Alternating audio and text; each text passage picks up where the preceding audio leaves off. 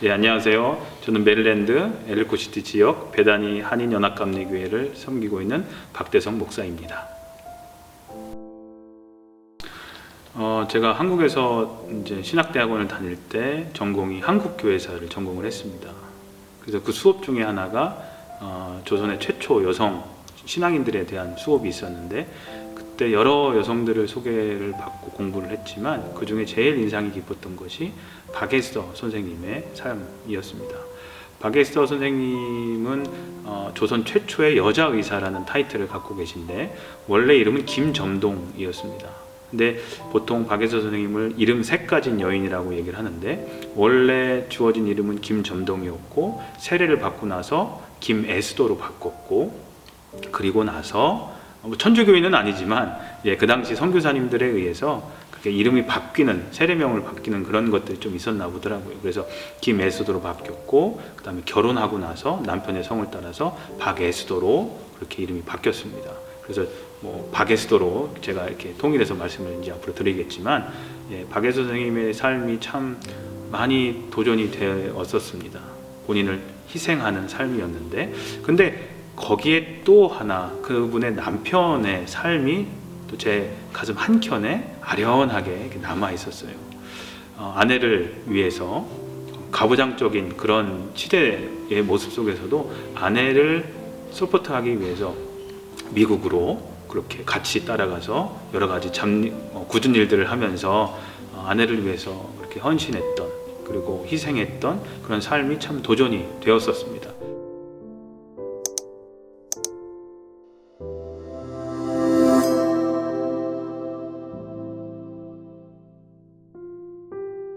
저도 정확하게 어디서 출처는 잘 모르겠지만 그 소식을 듣게 돼요. 박여선 선생님의 묘가 볼티모어에 있는 어느 공동묘지에 계시다라는 얘기를 듣게 돼요. 그래서 그 공동묘지를 찾아서 가게 됩니다. 근데 이름도 정확하게, 제가 박이니까 PARK를 쓰는 줄 알고 PARK가 있느냐고 물어보니까 없다고 그러더라고요. 그래서 이런저런 얘기를 하다가 PAK, BAK 찾다가 PAK로 돼 있는 무덤이 있다는 거예요. 보니까 맞는 것 같아요. 그래서 소개를 받아서 그곳을 찾아가게 되는데, 바로 박여선 선생님의 묘지였습니다. 묘비가 뉘어져 있더라고요. 땅에 박혀 있었습니다. 그러니까 100년이 넘는 세월 동안 그 누구도 돌보지 않았기 때문에 그렇게 됐다라는 생각을 하니까 참 안타깝더라고요. 근데 더 안타까운 생각이 들었던 것은, 내가 서 있는 이 자리에서 100여 년 전 박에스더가 다시 조선으로 떠나기 전 마지막으로 이곳을 찾아서 자신을 위해 희생했던, 그 당시 사회가 아시다시피 남성이 더 위에 있고 여성은 아래에 있는, 여성은 남성을 서포트 해줘야 하는 그런 시대였는데, 오히려 반대로 그런 가부장적인 사회 속에서 오히려 반대로 아내의 그런 꿈을 위해서 뒤에서 서포트 해줬던, 뒤에서 가려진 상태에서, 드러나지 않은 상태에서 그렇게 헌신했던 박여선 선생님의 그런 삶이 참 대단하다는 생각을 하면서 남편이 얼마나 고마웠을까. 그런 남편이 없잖아요.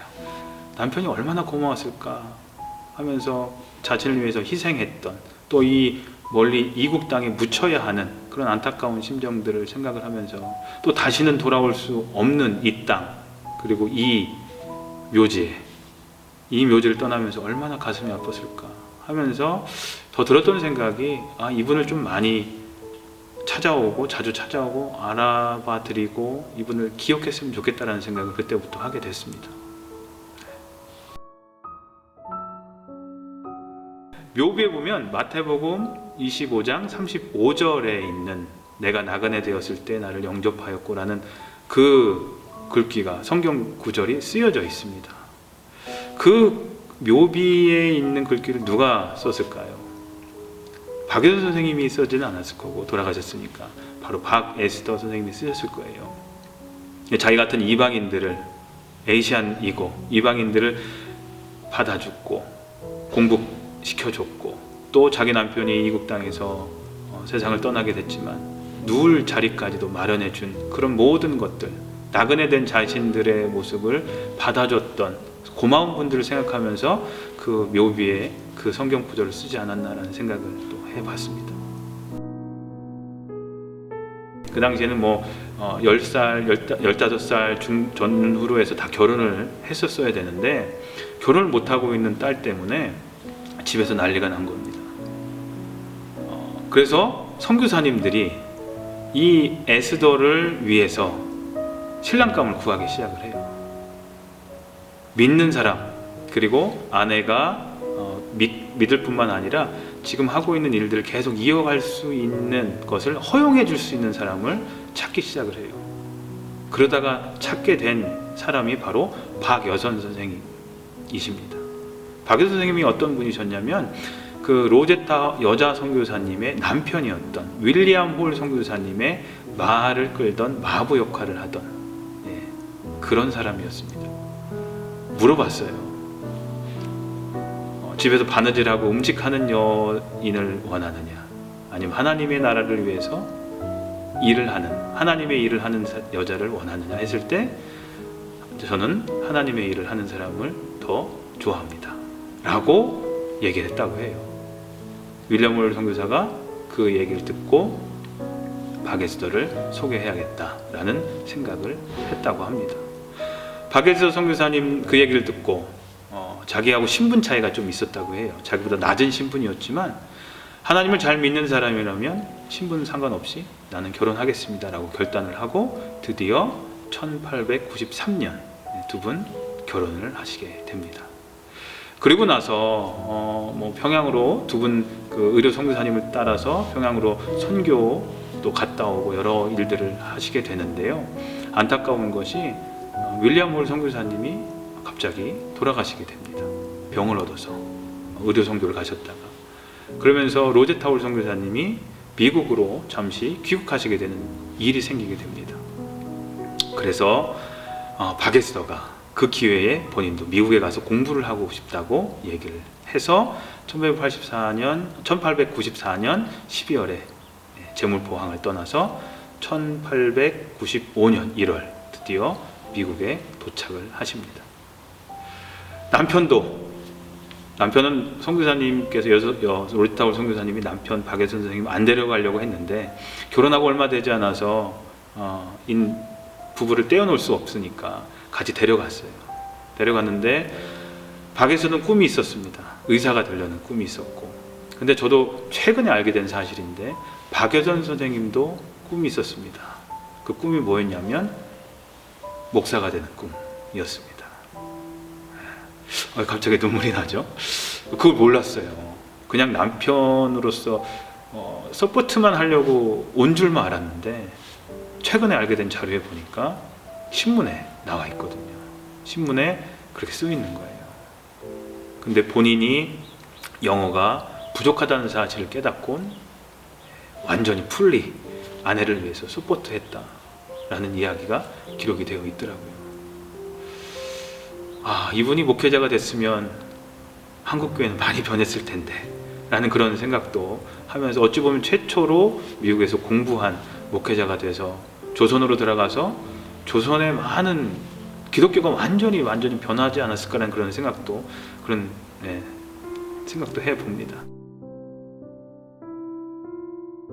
박에선 선생님께서 1900년 5월에 졸업을 하시고 볼티모어 여자의과대학을 졸업을 하시고 이제 떠나십니다. 그리고 11월에 입국을 하셔서 대대적인 환영 가운데 입국을 하시게 됩니다. 엄청난 큰 사건이었죠. 서양에서 의과대학을 졸업을 하시고 의사가 돼서 오신 최초의 여성으로서 엄청나게 많은 스포트라이트를 받으셨었습니다. 조선에 가셔서 하셨던 일, 본인이 옛날부터 꿈꿔오셨던 그 일들을 하세요. 바로 여성들과 아이들을 위한 그런 사역들을 하십니다. 바로 보구요관으로 돌아가셔서 거기서 로제타 홀 선교사님과 함께 이제는 돕던 간호 보조 업무를 했던 사람이 아니라 이제는 당당히 파송된 선교사로 그리고 같은 의사로 어깨를 이제는 나란히 할 수 있는 그런 위치에서 의사로서 조선의 여성들을 위해서 아이들을 위해서 사역을 하십니다. 정말로 많은 일들을 하셨어요. 그러면서 또 한 가지 하셨던 일들이 있었는데 바로 전도부인 양성 사업이었습니다. 선교사님들이 조선의 안방까지 들어갈 수가 없습니다. 여성 교사님들이 선교를 할 수 있는 반경은 좁았어요. 그래서 생각해낸 것이 전도부인 양성이었습니다. 조선의 여성들을 교육을 시켜서 그 여성들로 하여금 전국 방방곡곡으로 흩어지게 해서 그분들이 만나는 게 누구시겠어요? 여성분들일 거 아니에요. 그럼 그 여성분들을 만나서 안방까지 들어가서 복음을 전할 수 있는 기회가 생기게 되잖아요. 그 일을 여성교사님들이 하셨는데 박에서 선생님 역시 전도부인 양성 일을 했었습니다. 그래서 복음에 대한 것도 가르쳤지만 위생학도 가르쳤습니다. 박에서 선생님께서. 왜 그랬냐면 미신이나 뭐 예를 들어서 뭐 누가 아프고 그러면 뭐 호랑이 그림이라든지 그런 것들 걸어놓고 하는 게 뭐 병을 낫는 방법으로 알고 있었던 그런 조선의 백성들에게 위생에 대한 것들을 교육을 시켜요. 전도부인들에게. 그래서 조선 방방곡곡으로 흩어져서 깨끗하게 어떻게 위생적으로 해야 되는지 손 씻는 것부터 해서 음식부터 해서 모든 것들을 다시 교육을 시켜요. 그런 일들을 감당을 하세요. 10여 년 동안 그런 일들, 의사로서의 사역뿐만 아니라 선교사로서의 사역도 감당을 하십니다. 쉬지 않고 10년 동안 하시는데 1910년에 남편께서 돌아가시게 된 그 병이 뭐였냐면 폐결핵이었습니다. 근데 박에서 선생님도 남편과 똑같은 폐결핵으로 10년 동안 그렇게 열심히 사역을 하시다가 안타깝게 조선에서 숨을 거두시게 됩니다.